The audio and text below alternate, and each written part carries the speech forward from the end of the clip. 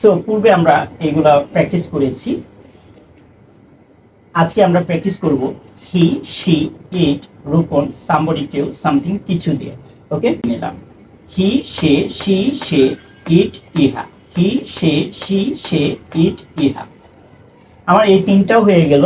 দেন আমি নাম অ্যাড করলাম।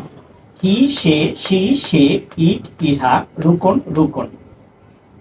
হি, শি, সে, ইট, ইহা, রূপন, রূপন। আমার চারটা হয়ে গিয়েছে। আমার বলতে গিয়ে আমি কোনো প্রবলেম ফেস করছি না।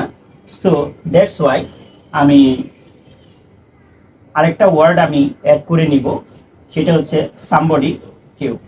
হি, শি, সে, ইট, ইহা, রূপন, রূপন, সামবডি, কেউ। হি, শি, সে, ইট, ইহা, রূপন, রূপন, সামবডি, কেউ। হি, শি, সে, ইট, ইহা, রূপন, রূপন, সামবডি, কেউ। আবার অ্যাড করে নিব।